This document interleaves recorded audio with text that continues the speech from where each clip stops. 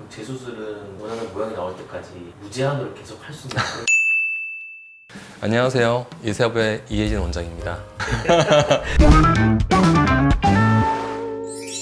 실제로 이렇게 재수술이 많나요? 실제로 뭐 눈, 코 할 거 없이 재수술 환자분이 많이 있고요. 수술이 필요하다고 꼭 생각되는 경우도 있지만 사실은 이제 별로 필요하지 않은데 재수술을 하고 싶어하는 사람들도 되게 많아요. 재수술하는 게 잘못됐으니까 하는 사실 이제 모양에 대한 불만족 그거에 굉장히 많은 부분을 차지하고요. 그거랑 상관없이 그러니까 부작용 그러니까 우리가 객관적으로 봤을 때 정말 좀 문제가 있다. 흉터, 그러니까 수술했는데 이제 흉터가 생겨서 불만족스러운 경우도 있겠고, 코는 예를 들면 뭐 좀 삐뚤어 보인다든가, 콧볼이라든가 콧구멍 모양이 좀 다르게 느껴진다든가. 이런 부작용이 왜 생기는 거라고? 수술 테크니컬하게 문제가 생겨서 이게 어떤 문제를 유발하는 경우도 있고요. 어떤 재료 특성 때문에 부작용이 불가피하게 좀 생길 수 있는 부분도 있어요. 사실 수술은 어떤 거를 막론하고 부작용이 생길 수 있어요. 눈 수술은 비교적 재료를 사용하는 부분이 없기 때문에 코보다는 부작용이 적다고 볼 수 있죠. 코는 어쨌든 연골도 사용하고 실리콘 같은 보형물도 사용하고 때로는 인공 물질 그 이외의 것도 사용할 수 있으니까 더 다양한 부작용이 생길 가능성을 항상 갖고 있어요. 부작용은 약간 대표적인 케이스인데 어떤 거? 코를 예를 들자면 염증이 발생했다. 보형물을 사실 빼지 않고 만약 약물 치료를 해서는 낫기가 좀 힘들거든요. 그래서 이제 그런 경우는 보형물을 제거하고 그 염증에 대한 치료를 하고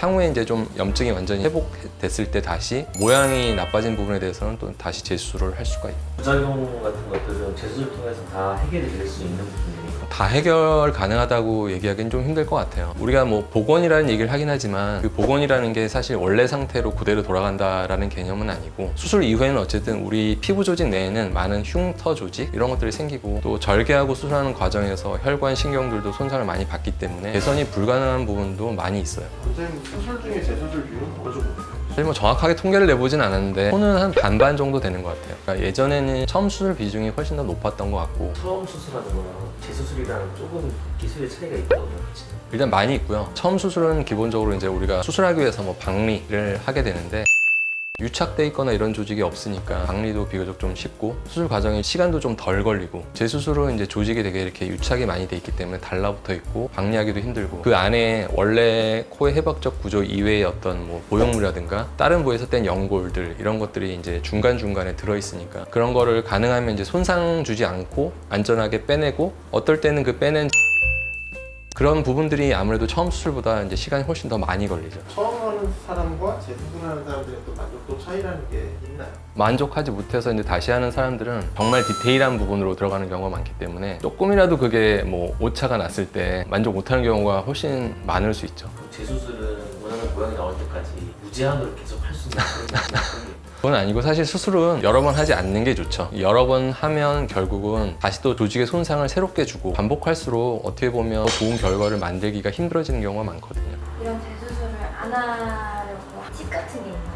제일 중요한 거는 좀 무리한 수술을 안 해야 될 것 같아요. 본인한테 좀 적합하지 않은데 다른 사람 모습에서 예뻤다고 하는 부분을 너무 본인이 하고 싶어 하지는 않는 게 좋고 의사랑 잘 상담할 때 상의를 해서 적정선이 어느 정도인가 본인한테 어울리는 수술이 뭔가 그런 거를 잘 선택해서 하면 굉장히 좀 안전하고 나중에 부작용으로 인해서 고통받지 않는 이런 경우는 재수술을 못 하겠다. 제가 봤을 때 제가 안 될 것 같으면 저는 하진 않죠. 그러니까 사실 여러 번 수술한 분들은 너무 해부학적 구조가 정상과 너무 달라져 있는 경우가 많고 구조가 문제가 있는데 굉장히 또 더 높게 코를 막 세우기를 원한다든가 이런 경우에는 수술했을 때 그 결과물이 오래 유지가 못 될 것 같다는 생각이 드는 분들이 있거든요. 그리고 제일 중요한 것 중에 하나가 이제 피부 상태인데 피부는 여러 번 수술할수록 손상을 어쨌든 더 많이 받게 되는 부분이 있어서 정말 큰 문제가 아니라면 모양 조금 좋아지는 것보다 오히려 그런 정상적인 피부 조직이 더 이상 나빠지지 않게 유지해 주는 게 사실은 더 도움이 될 거예요. 재수술을 생각하고 계신 분 중에 유형적인 불만족이 있어서 하시려는 분들은 적정한 수술이 어느 정도일까에 대해서 항상 좀 생각을 많이 해보시는 게 좋을 것 같고 상담할 때 의사와 그게 이제 가능한지 불가능한지 그런 거를 좀